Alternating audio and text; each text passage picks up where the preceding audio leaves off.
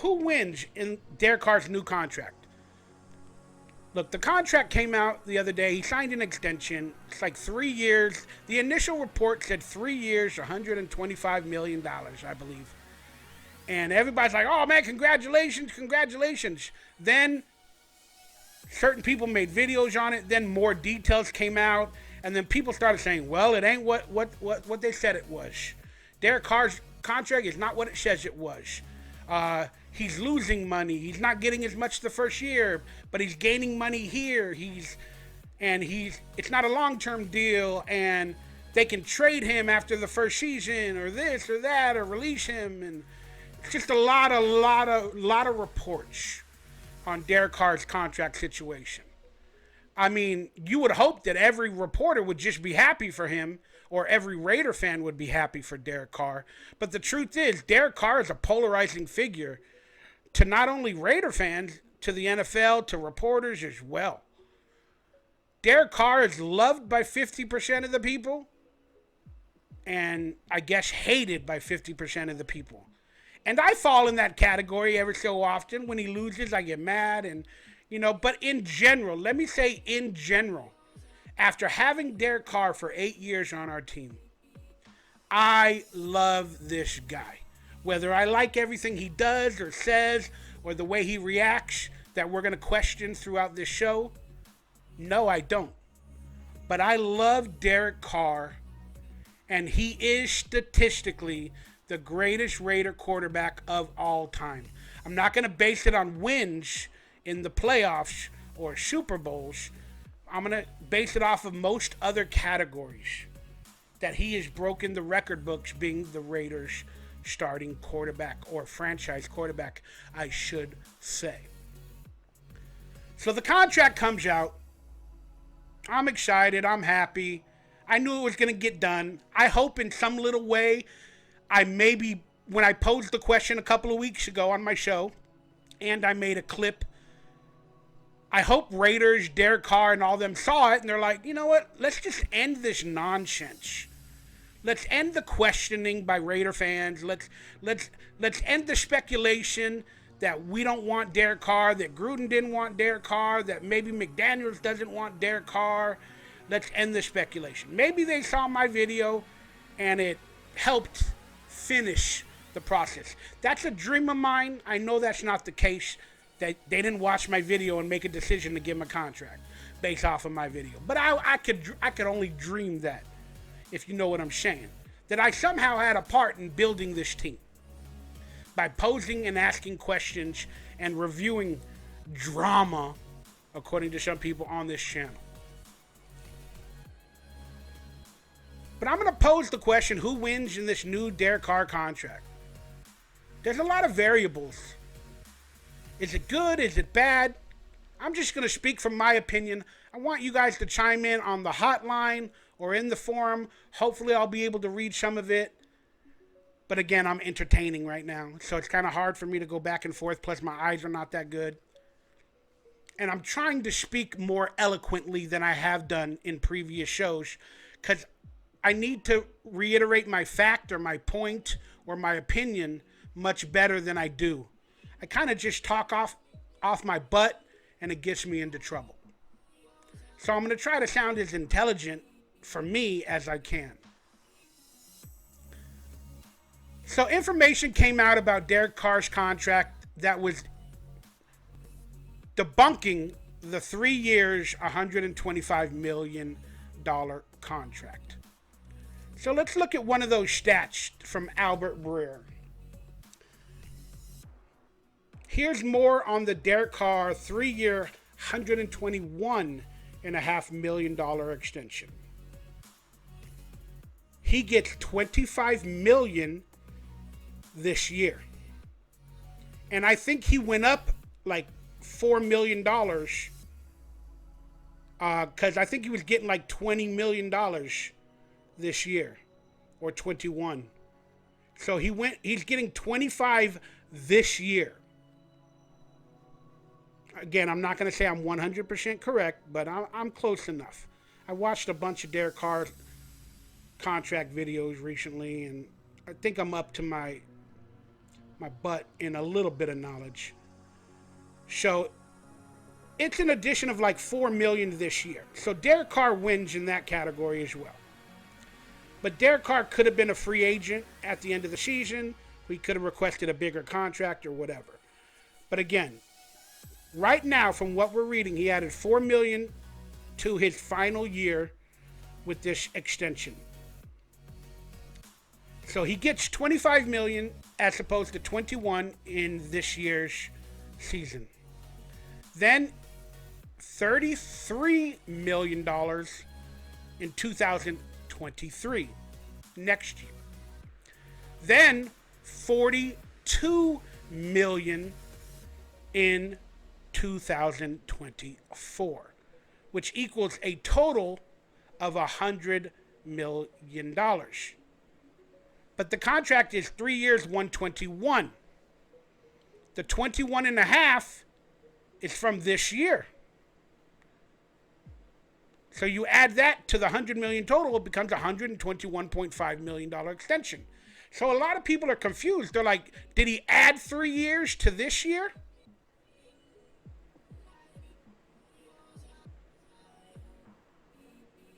Or did this year get erased and it's a 3-year extension? There's varying answers on the situation. Even by his text from Albert Breer, he says he gets $25 million in 22. And then he only lists 23 and 24. He only lists 3 years on this. You get it? He doesn't list 25 if it extends a year. So I believe from this, I believe it erases the $21 million this year. He gets 3 years, but it erases this one. He gets 25 this year, 33 and 23, 42 and 24. Then the $33 million for 2023 next year and 7.5 of his 24 money, a total of $40 million, becomes fully guaranteed after next year's Super Bowl. And he's getting an additional 7.5 to sign this extension. So Derek Carr extended $4 million based off his former contract. Extended $4 million. Let's not worry about the other years. He extended $4 million this year, going from 21 to 25, and he gets $7.5 million to sign. So he basically added an $11 million or a little bit more on this year's deal. Pretend it wasn't even an extension, that it was a 1-year deal. So he went from 21 and he added $11 million more for this year. And therein where lies the controversy. Because a lot of reporters are saying that once again, the money doesn't become fully guaranteed. The $40 million, he gets 7.5 to sign, but the 40.5 doesn't get fully guaranteed for 2023 and some of 24 until 3 days after the Super Bowl. So technically, they could trade him right after the Super Bowl, before the Super Bowl, if he doesn't get there. Whatever they want to do, they could trade him. He could also hold out if he wanted to, even after the $40 million became guaranteed. But he won't hold out. He's getting enough money to feed him and his family. He said it in a press conference. So let's be honest. When I posed the question, who wins in this Derek Carr contract situation? The answer is everybody. All the reporters, as we're going to watch with Mike Florio and all that, they're like, we don't understand why Derek Carr would do this. He should have held out, played the final season, became a free agent, could have got like $40 million a year, blah, blah, blah, blah, blah, blah, blah, blah, blah, blah, blah, blah.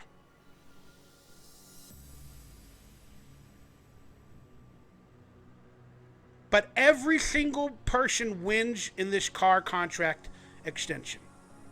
Why? Derek Carr wins because he added $11 million. If Derek Carr were to play out this year only and try to become a free agent or whatever, or try to get a new contract next year, fine. But by Derek Carr doing this extension, he meets the Raiders and Josh McDaniels halfway, because you know they're testing Derek Carr. They want to see if he can play in Josh McDaniels' new system. They want to see if Derek Carr is the quarterback he's made out to be. They want to find out if Derek Carr will understand and pick up the system, and if he can be a playoff Super Bowl caliber quarterback. So Josh McDaniels is definitely watching and grading Derek Carr with 50% belief, or maybe 60% belief, and 40%, I don't know what's going to happen. Plus, next year's draft, it's supposedly a quarterback draft next year with some good quarterback candidates. So, if Derek Carr, and I'm just throwing out hypotheticals, guys. If Derek Carr blows the pooch, can't get us back to the playoffs, struggles in Josh McDaniels' system, they don't get along, whatever happens, injury, gosh forbid, or anything, the Raiders can, with this new extension, make a decision, of course, before 3 days after the Super Bowl, to move on from Derek Carr. If they want to. I don't think that's the case. I don't think that's going to happen. It's a hypothetical. But that's what this contract does. It allows McDaniels to basically test Derek Carr and think about the future if he really has to pull the trigger based off of injury, this, that, or whatever, to move on from Derek Carr. At least next year. And maybe draft a quarterback or whatever. They can do that with this extension, the way it's worded. So that's how Josh McDaniels wins, probably with his questioning or his worries or his fears.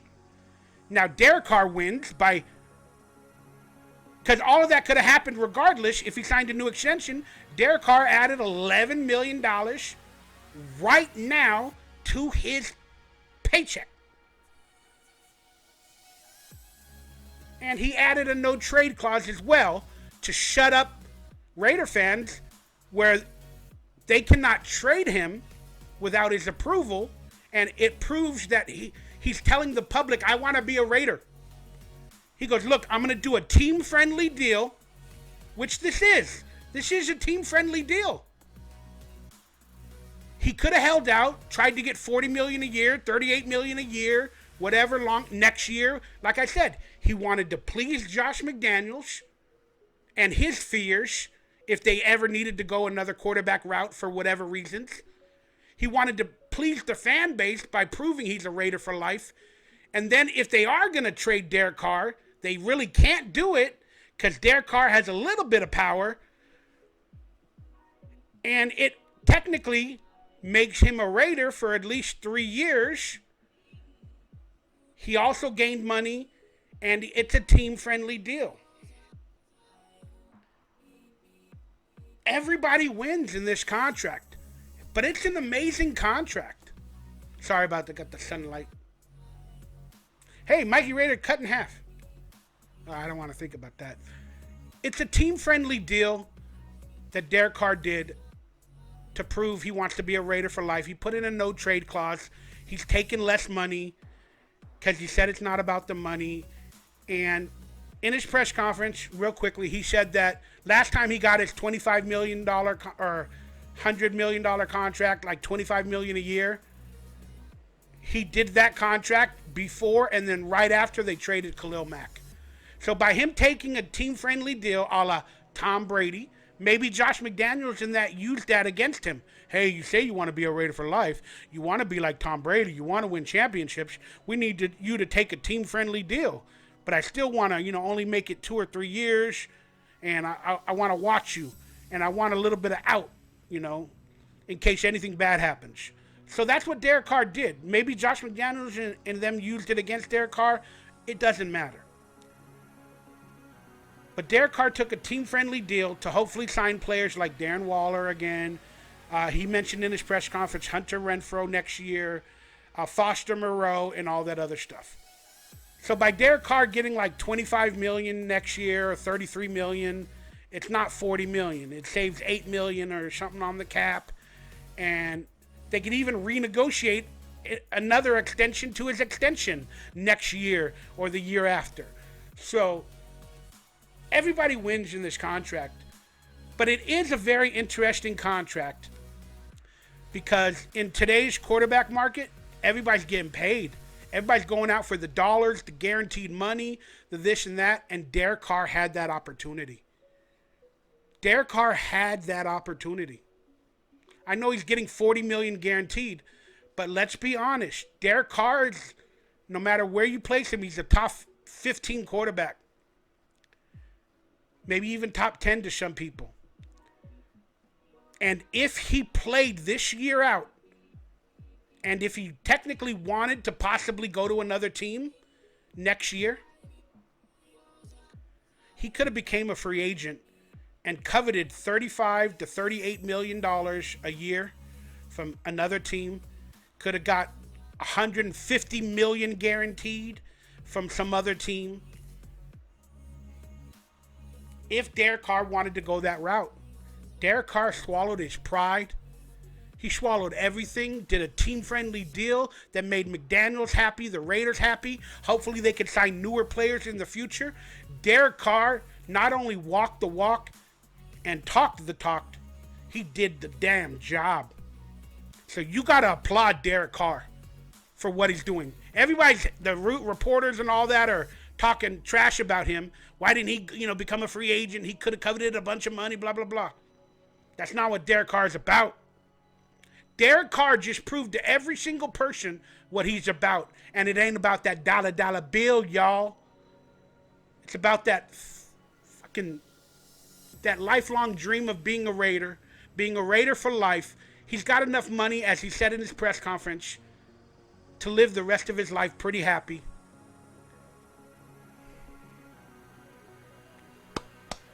I applaud Derek Carr.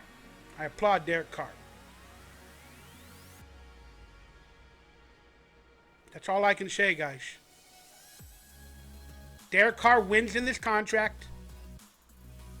Maybe he's not a 200 millionaire billionaire like some of these other players that all they care about is money.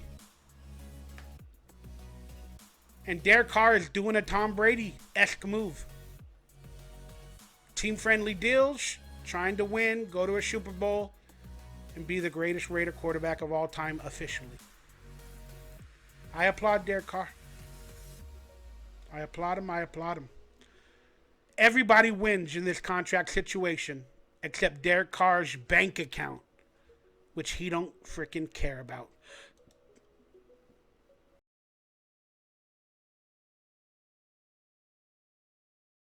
Give me a second, guys. All right, some people like to ask the question, is Derek Carr a top 10 quarterback? Well, he finished 10th in last year's statistical categories in overall. Here's some of his stuff from last year. Completion percentage, he ranked 5th. Passing yardage, he ranked 5th. Passing yardage attempts, 7th. Passing touchdowns, 13th. Derek Carr needs to improve on the passing touchdowns again. Hopefully with Devontae Adams and stuff like that, he can do that. The red zone needs to get better for Derek Carr in all ways, and his other players. Interceptions, 14th. Not bad. I would hope that would be under 10. They didn't list his fumbles or his turnovers. That was not very good either. So Derek Carr has a lot to improve on. He needs a better offensive line.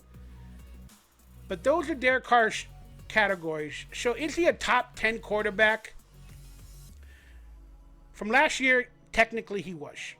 Going into this year, again, whether you put Herbert above him, this and that, and a couple of players like Burrow, he is a top 10 quarterback. But I'm going to say he's top 12. I can't even do the listing in my hand. or in my head, but I'm going to say Derek Carr is going into this year, he's top 12. But for most NFL experts, he's top 15. And that's not a bad thing. Because when you think about how many teams are in the NFL, there's what, 32, 34? I think it's 32. How many teams go to the playoffs? 14? In most years? Or in the new structure, 14? And if Derek Carr is a top 15 quarterback, that means he's a playoff caliber quarterback, which he was last year as well. And you got to give it up for last season. I'm just going to quickly talk about it. I'm so proud of the Raiders for what they did last year. I mean, for everything that went down, Gruden, Henry Ruggs, Damon Arnett, blah, blah, blah, Darren Waller's injuries, you name it. Raiders still made the playoffs under Rich Bisaccia. They won their final 4 games to get into the first round or become a 5 seed. They were even in the Bengals game till the end to possibly tie it. I'm proud of that team.